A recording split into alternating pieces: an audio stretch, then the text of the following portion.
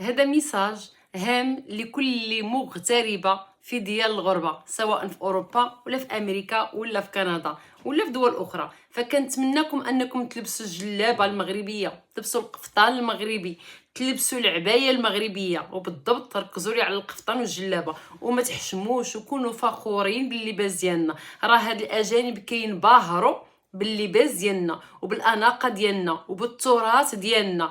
كنتمنى من الاخوات وحتى الاخوان حتى الرجال عندكم الجلابه المغربيه والطربوش المغربي الفاسي وحتى العبايه، علاش لا؟ فسواء كان العيد، سواء كانت يوم الجمعه، سواء خرجتم معروضين، حاولوا ما امكن اننا نبقاو شادين في التراث ديالنا. فراهم كيحماقوا على التراث ديالنا. وانا كنتفرج هذا النهار في واحد داكشي اللي هضروا على القفطان المغربي هنا في قنوات ايطاليه، فانا كنزيد نفتخر بالمغربي ديالي وبالتراث ديال بلادي.